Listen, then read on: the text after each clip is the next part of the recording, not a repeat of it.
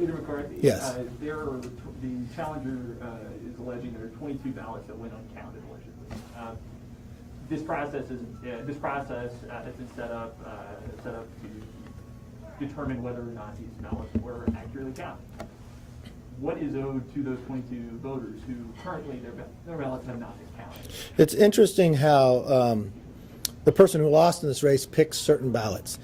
This race had been counted on election day and after. This race went through a recount. So they dealt with those 22. This race went to a bipartisan election board that voted unanimously and decided.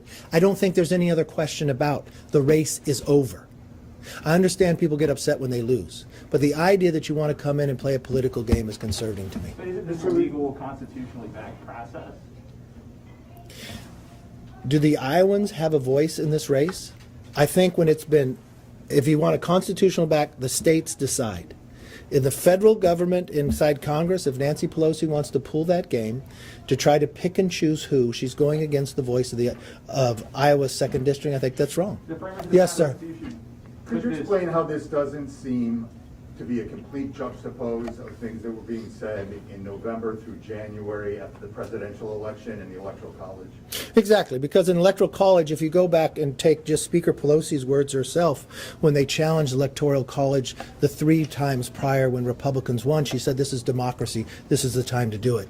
If you take into consideration what transpired on the floor in the House, it's a role that Congress has to play. Congress only challenged 2 states that would not change the electoral vote, which takes 270 to become president. So regardless what transpired that day on the floor of Congress, it would not change the outcome of the presidency. Joe Biden would be president, there or not. But just as Nancy Pelosi said, it's the only time Congress has an opportunity to raise the question within the state. And if you look to a number of members who rose that question, they were raising the question not about there, they were raising the question, if you changed election law, was the state able to do it? Because in the Constitution, the state legislature has the responsibility to change it, and was it being changed and not going forward? So it was more a constitutional question. But no, they don't interchange. Yes, sir. So if you're certain that Congresswoman Meeks won, I guess, why impose a process allowed under federal law to allow Rita Hart and others to argue and ensure that all votes have been examined? Unfortunately, those 22 ballots, because of Iowa law, weren't considered in the recount, so why not? Because you've already counted, recounted, and had a bipartisan board. What's interesting to me, if you want to raise the question, if you looked at past history, in past history, and just as we know as all Americans, you're innocent till proven guilty, correct? So why in every other election contest, if they went through the House, why have they changed the rules now? The majority party, the Democrats, have changed it, and now made it as not innocent to proven guilty.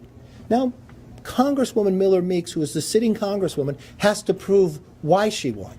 It's not the burden upon the others to prove why she did not. They changed the rules. Why? Because they want to set up to try to steal a seat because they only have a 5-seat majority. We've watched what they do already. And the reason why I raised this question, watch what Nancy Pelosi has done since she became Speaker this term. She has changed the rules of the institution that have never been changed before. She took away the right of the minority to offer an amendment, something that's been in the history of Congress. She's gone to remove members of the other party from a committee, which has never been done in Congress before either. So why are they continuing to do this? Simply because they have such a small majority. They believed they would win 15 to 20 seats. And in fact, they were the ones who lost. And now they're concerned that they cannot pass such a socialist wing of an agenda with such a small majority that they want to steal a seat, but disenfranchise those of Iowa. I just believe that's wrong.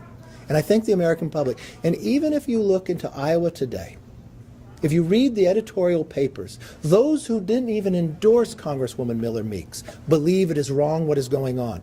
So how much will Iowa have to hurt? And how long will this have to continue on when it's already been decided? That's the real question. So speaking about making sure that voices aren't disenfranchised, among those 22 or 3 Scott County residents, 2 who cast curbside votes and another who cast an absentee ballot, that accidentally got ripped. Why should their votes and their voices not count along with the others? We have counted the race, we have recounted the race, and we have an election board with their job of bipartisan to look at this. They are the expertise, and they have come to the decision. You have elections, and when election's over, it's time to govern. The election is over. Congresswoman Mariannette Meeks won the race, and it's time to allow Iowa to have the voice. By not counting those votes, Yes. doesn't that